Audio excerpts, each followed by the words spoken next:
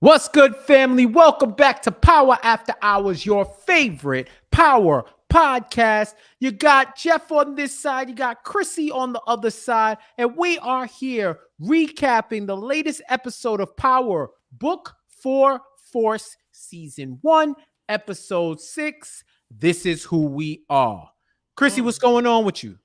What is good, my friend? It's good to be back. I literally hate missing weeks of doing this with you, but I'm glad that I'm here. How you feeling? I'm good. I'm good. Well, we got a good cast, and life be life, and so we are all good with that. It's daylight savings time, so everybody's off a little bit. That hour ain't coming back, y'all. That hour I'm ain't coming over it. back. I'm I've over been it. fighting through the day, fighting off a little fatigue, but it's all good. We here and we locked in, here to talk another episode of Power, another episode of Force, GTA. Tommy, you already know the vibes. It's a good episode. Tell me what you thought about it. Oh my gosh. I didn't think we were gonna see so much I feel like every episode is just so amped up. Like you are right. It is like watching Grand Theft Auto because you be in here and you be like, damn, how they doing? I'm just waiting to see like the car chase scene. You know what I'm saying? Like waiting to see some joints where he's flying off a bridge, like some Fast and the Furious type shit. Because I Mm-hmm. feel like that's the only thing we're missing at this point. Because they're Exactly. giving us everything else. Like these episodes are crazy. Like I Yeah. don't even know where you start because they crazy. Now we got a good lineup, a good rundown going on. So we'll definitely be straight with that. But yeah, I'm enjoying it. I'm enjoying it, and I'm enjoying the world that they're building. Shout out to everybody in the chat. Send a super chat if you want your comment read on the show. Shout out to the day one listener fan. Salute to everybody watching this on the replay. As always, tap in on the comments, read the chats as they're going along, and you can be part of the action as you watch along with us. All right, let's get right into it. Opening the show, right? You Mm. see a couple of funerals for E and for Simon, the Flynns and CBI saying farewell to their fallen comrades. And these are dudes that were day Day ones ones. for Yeah. for Jannard and Vic respectively, right? Yeah. So they're going through their piece. At E's funeral, Jannard is telling Diamond, he's dead because of Tommy, right? Yep. Telling him that, and while Diamond's like, yo, the game is a game. We made our decision, but that's their conflict. Meanwhile, on the other side, Walter Flynn is trolling his son, telling him, if Right. you weren't trying to do your own shit, call your own shot, maybe your lifelong friend wouldn't be dead and he's not coming back, not getting out that box. So you can see they those are young guys who haven't really felt the true cost of Right. business Right. and Right. what Right. they've done. Meanwhile, Tommy is unfazed, even Diamond to Unfazed. an extent, but Tommy's unfazed, and you can see the the experience gap Yeah. where they've lost homies, they've lost friends, they've lost business associates because of the nature of their business and the risks that come with it. So Tommy's pretty much unfazed, but they talk as a trio and decide Tommy's not good for business anymore, as Jannard says, and they want to buy him out so that he can get out and then they can do their own thing once again. What did you feel about that part of the show? Yeah, first of all, we're gonna have a production meeting real quick. Jeff, are you hearing cackling in my ear? You guys hearing noise in like on the screen at all? At all? Any type of static? Okay, just wanted to make sure y'all good because I'm hearing it, so I want to make sure I'm not crazy. Oh, Um, okay. so yeah, let's just keep it 100. Like I get Vic's sadness, but his day one was sloppy. Okay, like your day one was getting drugs, was having situations. Like, let's just keep it 100. Jannard's, I kind of get he was a ride or die. Sad to see Jeremiah go. You know what I mean? I'm not gonna have anybody to call Jeremiah no more. So Jeremiah. Jeremiah. So yeah, I get that. I feel like in this episode, everybody was starting to see what happens when you are in this game. And it seems like everyone's in a situation where they're turning over this new generation. You've got the Flynn's where it looks like dad is one cough away from being out. And then you've got Not one cough away from being out. I mean, Buddy is coughing more and more every week. It's a problem. It ain't bronchitis no more. It's only so long you're gonna be able to ride with that. Okay. And first of all, when you had the aspirator, like you were struggling, my dog. Like, Big stress at that you point. couldn't even get the three balls at the top. So let's just keep it 100 there. And then I'm just sad for them to understand this side of business, but it's necessary as you go through it because Tommy's seen death. He's seen struggle. He's seen pain. And this whole time, he's kind of been showing them how his experience is way different than what they're used to. And week Mhm. by week, that is starting to show where he doesn't get phased by these little things. And I don't feel like Diamond got phased either. Diamond was just like turning over and was like, well, then what's the next move? What's the next play? So we don't know all that he's seen just yet. But yeah, I ride with Tommy always. It's just sad that people had to go, but you know where we at. This is the power universe. People got to die. They don't know that they living in the universe. We know that as They the gotta go. viewers, you know. It's another sign of Tommy's growth, right? Yeah. Where if this was season 2 Tommy, season 3 Tommy, and they decided to kick him out of the business, he would have burnt that shit to the ground. Oh He would yeah. have waged war on everybody on all sides until there was nothing left, raised the entire area. But now he says, all right, cool. I bought up, you buy me out, you buy all my keys, you got that. They buy him Yep. out. I think they buy him out for a really satisfying number, a fair number, right? Not And out. satisfying. Yeah, right. No, I'm just saying it's a real, from business sense, you know what I'm saying? They been Uh, boy out, they bought the boy out. And now I realize why he was so easygoing with it and willing to walk away. It's because he got has another play. Claude and the Dahlia, right? The Dahlia. Building right now. The Yeah. Dahlia, the Dahlia. The Dahlia. Yeah. What was the product they had in the original Power? It was the blue. Oh no, that's not the original Power. That's Kanan, Blue Magic. Yeah, were they calling it Blue Magic? I Was forgot it what they blue were something? calling it. I feel like Blue Magic is American Gangster, but I can't remember if they were calling it Blue Magic in the show too. Y'all watch it in the chat in Power. Let us know, jog oh, our was it memory. American Gangster? Yeah, I just feel like now that we got this Dahlia, you gotta say it with some finesse. Dahlia. Yeah, you can't just say Dahlia. It's got to blue caps. It's got to be something more sexy. So yeah, that's what I'm gonna ride with this Dahlia. Blue But Cap. Yeah. I do like just how much Tommy's experience from the original Power and even book 2 seems to Really? be paying off. Right. Tommy Right. is taking little pieces from everything that he's learned and in his own way making a better play and teaching all of these players in Chicago a smarter, easier way to do things. But it's just when you are dealing with players in the game who are like grandfathers in it, like they're long standing. It's like trying to teach your older Haitian mother how to use a smartphone. Like it's hard and we struggle, but we do it. So yeah, they stick with the T9, and that's where the Flynns are right now. They're in a T9 BBM joint, and we're all on iPhones. So he's trying to get them in now times, but they're refusing to adapt. And I feel like that's where Tommy is having to learn how to kind of be the smartest one in the room. We're so used to Ghost being that person when it was, when he was working in the original Power series. So now that he is essentially the smartest one in the room, he's having to make smarter and better decisions. And I like this Tommy that we're getting to see. Right. Right, exactly. He has to change his game so that he can win the new game in Chicago, right? Yeah. And he's linking up with Claude and her product. And they're figuring out how they're going to move it, right? First, they're figuring out the rules. They want to keep it secret. She don't want to tell the Flynns, don't want anybody knowing.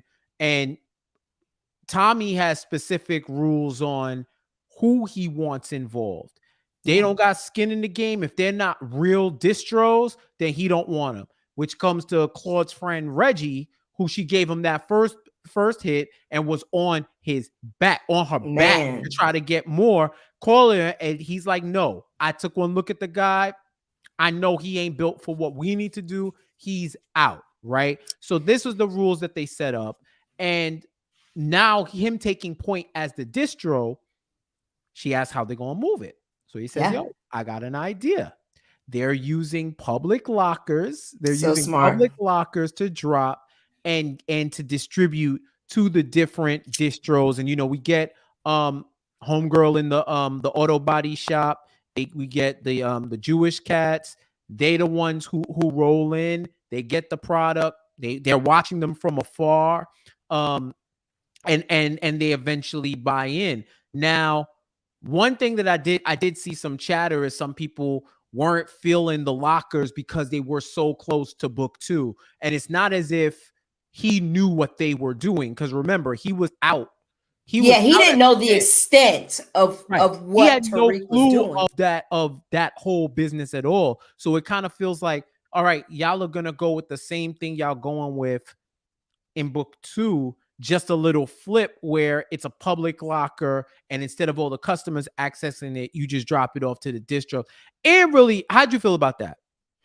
Yeah, I get where people's problem is coming in. I guess you can say maybe it feels like lazy writing, essentially. Like you can't come up with your own fun way to make it work. And right now, we don't know if this way is really going to work full time. Right now, it's worked in one episode. So it's like we ain't even made it through the season finale. That whole thing might blow up in the finale. I don't know. We may need to find a whole different locker room, different situation.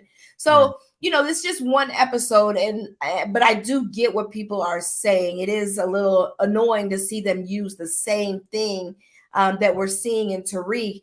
But as we know, now Tariq's spot is blown up in book 2. So that's not really going to work for them anymore. So we've got to find a different way here. So maybe that's why they're bringing it into Tommy's world. I don't know. If I think it would have been seamless between the shows if he would have found out what he was doing and he says, yeah, I got an idea, I figured it out. Then that makes the connection. Now it just seems like, oh, they just so happen to come up with the same idea at the same time. I can see the gap. Yeah. Right. And this is one of the problems that you have when you have a shared universe, right? Yep. You have to keep up. The writers have to keep up with everything going on in these worlds, really with the exception of Raising Kanan, because they're a prequel. And in fact, stuff that happens in Raising Kanan could have an effect on the other shows. But Raising Kanan can operate in their own bubble because they take place 20, 30 years before this series. So that's just an interesting thing. I thought it was cool. I thought it was even I can understand that. And I think that's a valid critique, right? I also love how when Claude was like, how is Tommy Egan going to get in there to drop it off? And he comes with that magician fit on. And what the hell was that? I don't know what it was. That like my fashionista wave might not be too high for me to like understand the nuances, but he looked like he was about to pull a quarter out of my ear and go dance at night. I don't know. I didn't understand what was going on with that. So I was like, oh, that must be something that's new in the streets. I was like, maybe Jeff gonna wear that, walking down the aisle one day. That could be cute. Like all these people gonna be wearing these new suits walking out in these streets. If I see somebody like a Joe Budden show up in a suit like that, I'm gonna have a real problem. Because I feel like if anybody would do it, it's gonna be Joe Budden. With a hat, what I mean? With the fedora. Yeah. I feel like he might try it, and we'd all be like, "What?" Right. But the suit was trash, and I'm glad everyone. But it was effective. But it was effective because he went in there, and what set it off for me was that he had a badge on, a convention badge on, and that fit. Yo, he looked like the whitest white man in the tech space in the history of technology. That man went, He dropped it off. They walk by the officers. He's like, "Yo, can I? I They're don't like, know about 1 second, you. can I get a crypto tip?" I don't know about you, but I like my money as paper under the mattress. I was Which like, is real. Tommy, Which is real. it was real. But it It's was just real. like hearing Tommy with that non-New York accent, right? Like, and then he just becomes like this all-American uh Georgia white boy. And it's like you almost like, who is this guy? Like I like it though. This it's is a second interesting. example of him using his privilege and his whiteness, like using the fact that he is a white guy and can be Yeah, unassuming and move through places without raising any alarms. Same way when the cop was trying to pick up Diamond, when the cop was trying yeah, to press Diamond out, he came through, did his talk, because it shows his awareness of who he is and the power he can wield just by being who just by his identity. And he doesn't have to be a blunt instrument. That's the biggest lesson that he yeah. learned. Like he can be efficient and effective. He doesn't have to he doesn't have to use the hammer to open a wall to crack a walnut. He can be Yeah, more that's elegant facts. with it, right? He understands his white privilege too. Like he gets it, he knows how to use it, and I'm all for it. Like Tommy's like, hey, listen, I'm not down for it, but if I got to use it to be effective, I'll do that. But I am tired of everybody treating Tommy like he's a bum. Like for her to say, what is Tommy Egan gonna do? Like, yo, Tommy is tried and tested in these streets. Y'all might not know that, but the Tommy Egan we He's putting them my on the dude game. lights it up. So I'm tired of them treating Tommy like he's some bum, but something tells me that he gets pleasure out of it. Like he likes having to prove himself again because it's almost like being, the OG Tommy, like I guess you would say pre-power for him, right? Pre what we're used to seeing. Right. And so it's fun to see this character in front of our, TV screens every week. Right. And he even tells her, like, my old business partner in New York used to wear suits like this all the time. So I guess it's rubbing off on me, right? Yeah. So he recognizes all them years Ghost was giving him game on the subtlety of Yeah. business and how there's multiple avenues for them to succeed and using different techniques, different styles. He's finally learning it now, right? So he Yeah. has the Dahlia, the connects are on board. Yo, I love the reactions when they hit the Dahlia for the first time. They look like they are in infinite euphoria, It was like, like all their dreams have come true, and then there's a tidal wave of more that's upcoming, that they're like in outer space, like past Mars, past Pluto. They're in another galaxy, like the best feeling they've ever felt in the world times a billion. yeah, but who knows how that's going to come back? What kind of addiction that brings to the streets? I think about it in that sense because it's like if it makes you feel that good, essentially you're never going to not want to feel that. And so you're forever going to be chasing that high. So to see everybody be in so quickly, it's like, yo, this could be a bigger situation than even they think. But I'm excited to see where it goes because I'm like, you got all these players wanting to make these moves, and it ended up being that Claude had the smartest play out of all of them. She's the only one at this point that is still standing. As of now. As of now, as of now. And they you can see the viability of the plan that they're offering, because right now they got everything in place, right? They got the money, they got the product, they locked in the chemist. Yeah. So the chemist is completely tapped into. So you got that. Then this worries me though. Right, I mean, yeah, because she didn't sign up to be a drug dealer's I'm not a drug dealer. You are today, miss. He even put the gun away, like, yo, whatever you need, I got you, but you gotta do this shit, right? And I love how Claude and Tommy's relationship is growing to business partners where they kind of see each other in themselves. And Tommy's showing her what it means to really be in this game when we start the show by her burying Mai and him telling her, showing her how to do it. Right. And she tells him, like, Mai's an orphan, so she won't be missed. So that's whatever. Then she ends up burying Reggie with him after he tried to press her and beat her down for the product, and she had to shoot him again. So Well, I she, think he was about to kill her. I oh don't think he was yeah, pressing her down for no product. he He was was choking her deading out. her. He was choking her out, and yeah, She had to you know, survive that one. she had to put him down, and Tommy tells her, "This is what we do. This is what This we is do. who This is we who we are. This are. is what we do." Right? So, Madness, I tell so you. that's what it is, and this is, if you're in this game, we make money. We silence our enemies and we bury them too so that nobody finds them, right? This Yeah. is the cost of doing business. And if you're gonna be in this game, you got to Good know how to luck. play it. Exactly. Good Power After luck. Hours, your favorite power podcast, tapping in with us. Shout out to everybody in the chat. Send us your super chats if you want your comment read on the show. Shout out to everybody listening. Shout out to people watching this on the replay. Thank you for joining us. This is Power Book for Force, episode 6. This is who we are. The feds, they did a sweep. Kiersey, the feds did a sweep. What kind of sweep was that? Because it wasn't an effective one. I mean, you know what I'm saying? I didn't say it was effective. I said You it know was those little small sweepers that you get, like to get small spaces? Like you don't even have the full-on broom. Like they don't even have the big boy broom at this point. They just doing stuff to see what they can find. Like there's no game plan going in. Like, oh yeah, we heard this. This is what we gonna do. Like, I mean, bro, they had a game plan. yeah, but do you really think he not in that? This is a dude who is in his what you think, 60s, 70s?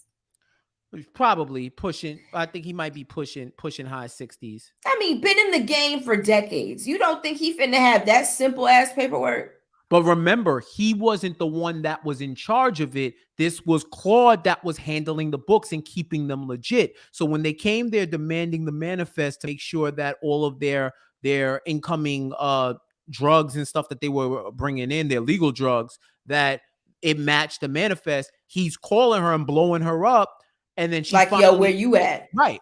Finally pulls up, and he lets her know, even though that she got him out of it, you're supposed to be here. I don't know what you're doing, but you're supposed to be here. You talk about you want to step up. I don't know if you're ready. And it's So nuts you because think the one time that she wasn't on it was the time that she needed to be on it. and that's the ready. crazy thing to me. The fact that he didn't even know the password is what set me off. I was like, this old man don't even got the password. Oh my God, I don't know what to do. Is this Windows? What is this? Like, I'm like, bruh. Nah, he definitely was me when I be forgetting passwords, and I'm like, yo, I give up. Send me the password. Of all the ways you have to save a password in 2022, y'all still out here forgetting passwords? Sometimes you input it incorrectly. Then you got to cycle through your mind the 3 different versions of the password that you saved, and then you got to go into it. So I know these ain't the first, especially if you have a work computer that the password changes every X amount of days.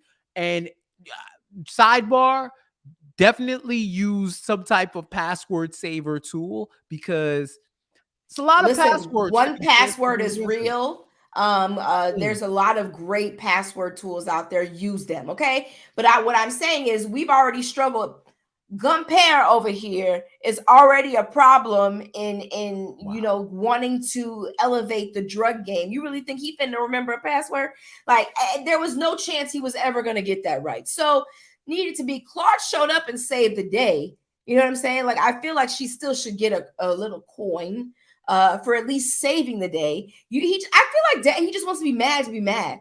Like, you gonna troll your son at the funeral of his best friend, and now you mad at Claude because she was 5 minutes late. Like, he never is happy or satisfied with his kids, like, ever. They're always fucking up, and he feels like he's cleaning up the messes.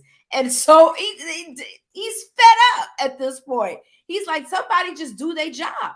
Like, because he knows he's dying, right? So it's like he doesn't know. At this point, you know you're dying, and you know you can't trust either one of your kids right now who needs, and one of them are supposed to be taking this over after you pass away. Allegedly. And it's like, allegedly, what am I supposed to do at this point? Neither one of y'all is doing anything effectively for me to want to say, I trust you to handle this business when I die. Tough spot. And they see that, and the facade of him s- acting like he's actually well is starting to fade, right? Because Claude makes the mention like, yo, you've been coughing a lot. Are you sure you're all right? Paulie finds him knocked out because he hit Yeah. his head because he passed out because he says he hadn't eat all day, which, mood. You Yeah. definitely do be needing to eat just because you Blood get sugar. busy. Blood sugar, yes, that's a big mood. Gotta eat, y'all. Y'all gotta eat, man. Like, don't be missing meals. You know what I'm saying? Because Keep a granola it can bar on you happen at to all you no times. matter what the age, no matter Yeah. what his thing is, and it's clearly it's clearly serious because Paulie tells him like, don't, like, they can't go through this like they did with their mother again. So it's Mhm. it's clearly serious there, and What are the you know, odds that both parents get the same thing though? Or is he just or saying in something different. general losing a parent? Or is he saying they got the same thing? Well, going through it where I guess they didn't know the full extent until it was too late. Okay, That's got what you. it's seeming like now. But I think at this point they have they have an inkling, but they don't know the severity. You know what I'm Like, saying? Because he's blocking them from it. But along which is with that, dumb. yeah, along with that fake Fed sweep, they also, well, real Fed sweep that failed. They try to pop Paulie, like they pull up on him like, yo, we got you, we got 40 years of blah blah blah blah blah, and he tells them like, Walter floats. Y'all not getting him. Y'all think y'all gonna Nope. flip me? That ain't gonna happen. I think that's something to watch. I I I, Same. I predict that something that has to do with his son that's on the street may be used against him to have him I flip on think, Walter. just go with me here. Oh God. I think that whatever happened to the wife, which is because he's the that's his brother-in-law. Flynn is his brother-in-law, right? So that means he was married to the sister, correct? I think whatever happened to her in that car where a black person killed her, I She think she didn't die. His wife didn't die in that. She just got fucked up. She didn't die. I still think it had something to do with him. I don't not the husband, but the one who's dying, Flynn. Oh, Walter okay. Flynn. I think Walter Flynn had something to do with that. And Ooh. he has something on him as to why he stays around. Mm. Because there's no reason. That's why I say, and I agree with you, watch out for this, because I do think that it's deeper than what we're seeing. And I think that there's something that keeps him around and keeps him loyal, because at this point it's just like, that the brand is struggling on the streets. This, you see it with your eyes, because obviously Walter is living in a deep cave. He don't go out unless he has to. Like, he literally doesn't leave unless he got to go somewhere. So I just find it, I really think that whatever went down, like, it has something to do with Walter Flynn. I don't think it was like I don't think it was the CBI that did it. I think that the Flynns did it intentionally to That's a make it good. look like it was them. Okay, I like that theory. I like that theory. We're gonna tap in with that. We're gonna keep it close along with these feds. They gotta get something. They have to have a break. And remember, they were also surveilling Tommy at the time, so they don't know who he is, but they have Yet. an idea that there's a dude that's around the Flynns who's an unknown variable that they may need to keep tabs on. So definitely keep your eye on that. Power After Hours, your favorite power podcast. Salute to the chat. See y'all going nuts. Send the super chat if y'all want to get y'all comment on and have us address your comment. Shout out to everybody listening, watching, whether in real time or post time. It's your time right now. CBI, they have the CBI have the Serbs Pipeline locked up. And Janot, I think I never considered him incompetent, right? No. I've never considered him competent. I think he feels slighted Yeah. and underappreciated by his brother for the 15 years that he held down, even when they had the conversation about why. They had that conversation. Why me? I was ready to go Ivy League, go get out of the hood, Right. go to college, have a totally different life. When you went in, you tapped me over people with more experience, more skin in the Right. game. Why? Because you got my blood. So You got my blood. he has that understanding now. And he also comes up with the idea a contingency plan for if the Serbs ever pull back and see them in the new pipeline, right? In the new Serb pipeline, which is to save 10% of what they make, put it in a savings account. And if they ever come back, they hand them that money as a way to say, hey, y'all wasn't here. We took y'all spot. Here, you There you take it go. back. Yeah. Here's a toll. Here's a tax for us holding down your spot, which I thought was Smart. brilliant. Was a Sir, very very smart. ingenious way to protect themselves if the Serbs want to come back and want retaliation without any casualties. Which we all know that's bound to happen at some point. So, like, because no one ever truly goes away, which is something I am learning with this series. They bringing back people from season 1 Power, so no one ever goes anywhere. But yeah, I like that they're finally starting to work together as opposed to working apart. I hate that what had to happen brought them here, but hey, it is what it is. And I love that Diamond, at the end of the day, the one person that you can trust no matter what is going to be your bloodline. And so he trusted his brother. You can put the business in anybody else's hands, and there's no guarantee that with anything they won't get somebody in there to kill you, or you know what I mean, because they feel a certain type of way. And granted, Jannard had his moments. And let's just not say they're not, I don't know if they're fully gone moments, because I feel like at any given moment he is the hot-headed version that on this show, like kind of like what we used to see in Tommy. Like he's very, very hot-headed and irrational and makes really quick decisions without really thinking them through sometimes. For him to have been so smart, he really does make some really dumb decisions. So I do look forward to seeing how that grows, but I'm just glad to see that they are working together and making decisions together as opposed to working apart. I just know Jannard, it's only a matter of minutes before he messes up again. Like he literally couldn't have one good moment before he go and start something else. So he's not gonna let this rivalry with Tommy go, like we've seen this week after week. Even though Tommy did save his ass in episode 1, that's not like there's no part of him that is gonna let that go until he gets his own resolve in his own mind. Yeah, let's transition to that. He wants revenge of some sort and wants to have to know what the hell Tommy's really doing, right? Yeah. So he gives D-Mac $5K to watch Tommy, just to watch him, see his moves. And if he makes the call to kill Tommy, D-Mac says, I need that other 5K. And funny enough, we get into this situation where he's watching Tommy, follows him to JP's house, and now he's like, yo, this random white boy who we don't know, who just pulled into the city a week ago, now this motherfucker is talking to my pop. The hell is this about? So he goes back to Jannard and says, I'm good. I'm out. Take your money back. This ain't the one for me. This ain't it. I can't do it. I'm good.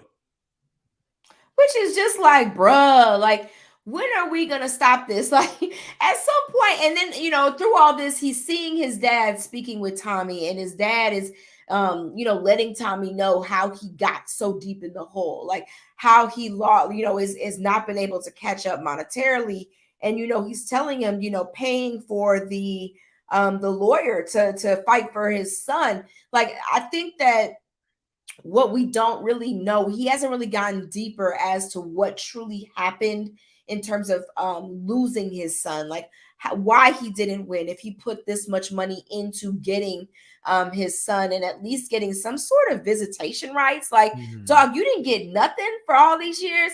So I'm interested into seeing, at what point we learn more, but also at what point he learns that his son has been right in front of him the entire time. So yeah, that'll be interesting. And I'm glad to see, Tommy and JP learning more about each other, who they are, what happened in their lives, what they come from, how they became what they became through all of this. But yeah, he didn't want that job. Like he refuses to watch his pops. And it's just like, why?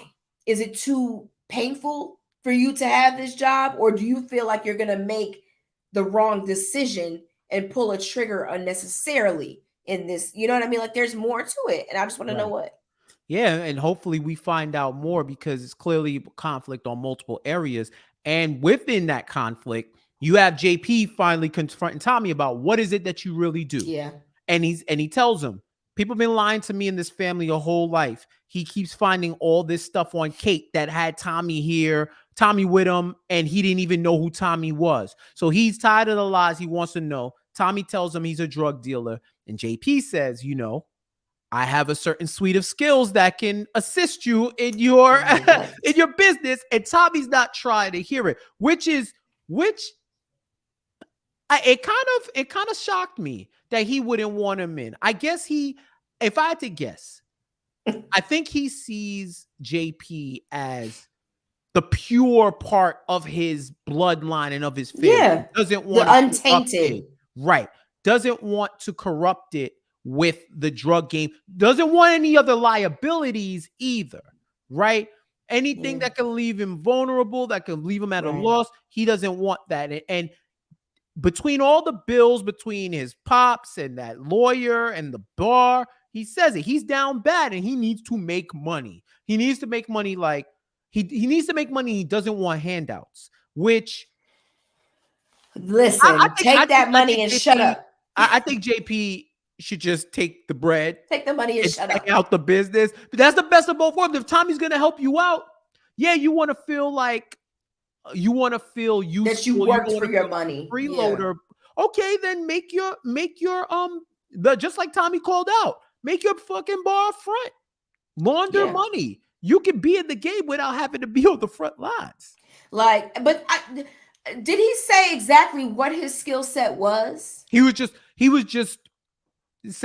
intimating like, yo, as soon as he started, somebody starts bouncing their shoulders and they want to like they starting to charge up for the finesse. Nah, Tommy hit him with the block right there and said, nope, don't even charge up. I don't want that. Something tells me at some point he gonna need his help though, because I think about it like this: you got Jannard and Diamond, and you know how he said, "Because you have my blood." At some point, Tommy, he didn't think he had anybody but Kate. Ghost was the only brother he thought he had, and at the point when he entered Chicago, he thought he had lost everybody. Like he didn't have Ghost, he lost Keisha, he lost Cash, he lost the life that he thought he was meant to have. Mm-hmm. So now you got your actual brother who is here in front of you, and he's had a good life. He had a present father who made sure that he did all of the right things. So it's one of those things where I agree with you. I do think he wants his brother to stay pure. He doesn't want to mess anything up or taint anything. But at the end of the day, that can only last for so long. Seriously, like if they found out where he lives, they can find. I mean, it's only a matter of time before they find out about JP. Come on. It's a fact. It's a fact. So yeah, and I feel like he's gonna overstep his boundaries and shake shit up that don't need to be shook. So we're gonna see. And it's safe for people out here. You got Vic getting shot at. You know what I'm saying? Like Vic gets shot at after talking to Gloria and letting him know, like, I don't care what my dad says. You come in to Sunday dinner. We breaking the color line in our house. You are Jacqueline Robinson right now. We are breaking the color line in our house. You coming to eat. I don't care. And they're gonna season the food. Just for you. I'm reckless. This guy. And they gonna season the food. Wow. I'm just saying they're gonna season the food. Like it's gonna be good. You know what I mean? Like they about to have like catfish and haggis and all of that. It's about to be lit, bro. It's about to be lit. See, I was gonna stay away from calling anybody else a Fed for the rest of the season out of respect for you. But I don't know. I feel like we might have a Fed lurking, but I'm a hold on. You know, first of all, that wasn't holding you back. You know that wasn't holding you back. No, because earlier you thought I was about to say something about Feds when I brought up the thing about that's true. You thought I was gonna say, I bet you he a Fed. This whole time he's been a Fed and he's gonna take down Walter Flynn. No, right. I don't think that. And not for nothing, I seen Gloria shooting back at that car. I'm like, real woo. efficiently, She goes sis to the shot. range.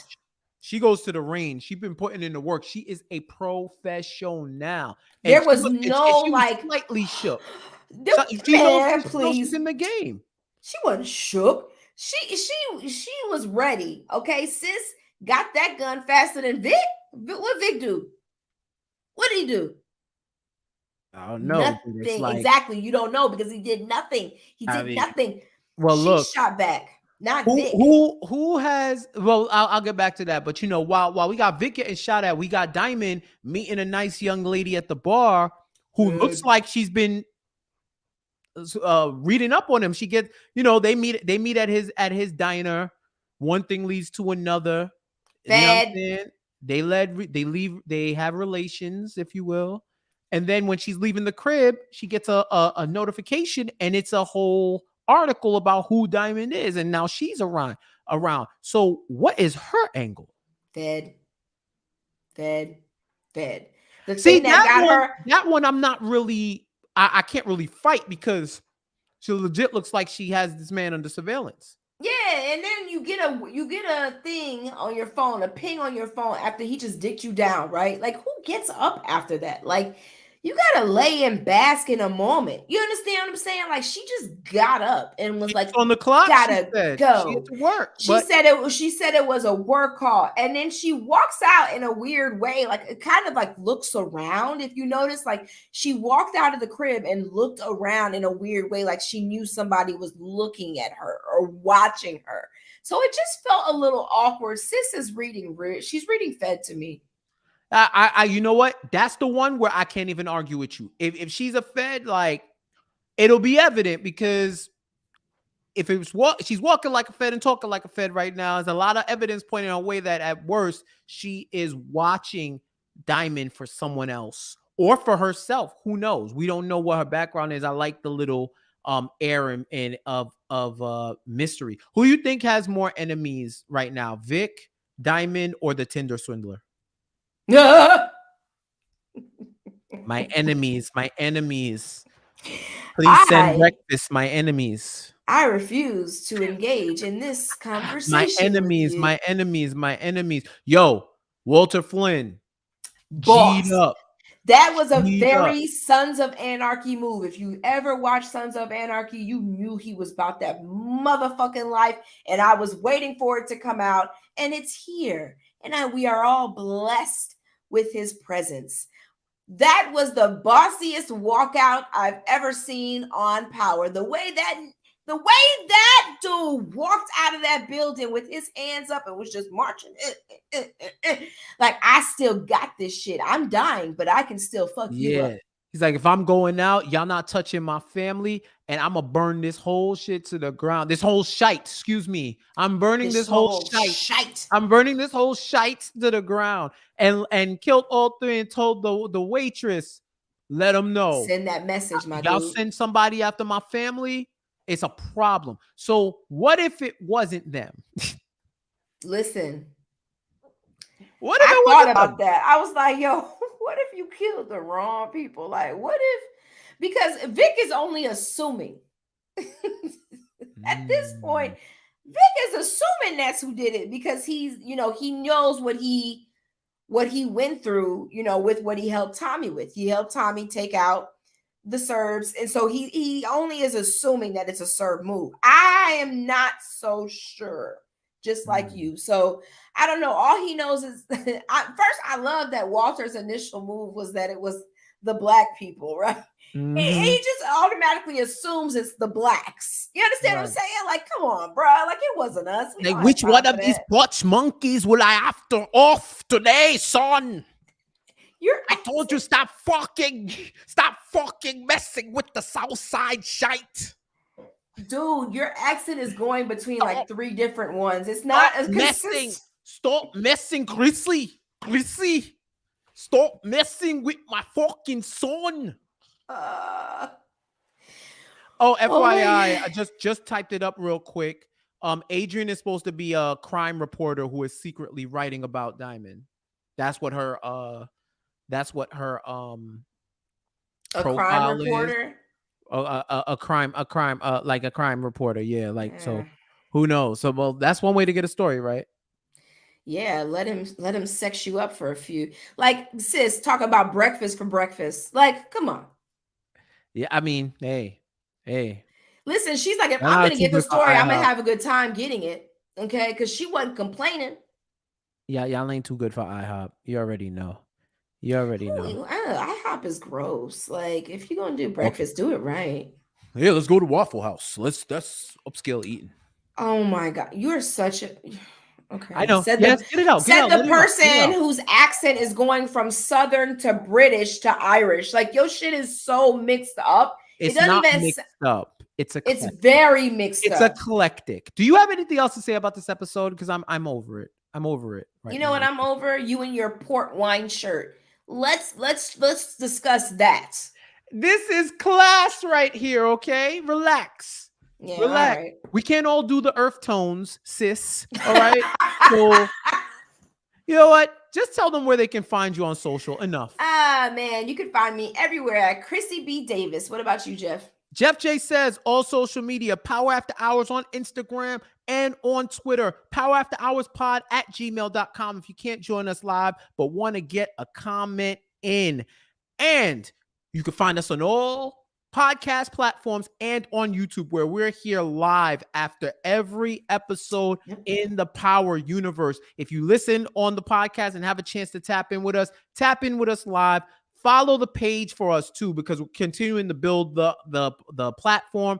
And if you know whether or not you can join us on YouTube, share this pod, and that's y'all homework. Share this pod with people who you know love power. Get them to come through. We have the best power party on the internet, on the universe, on the planet. So definitely have them join up, follow us, like this video if you love what you're hearing too.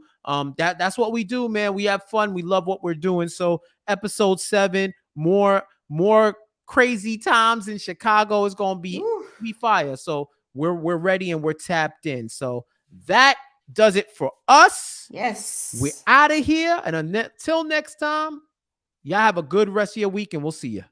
Peace.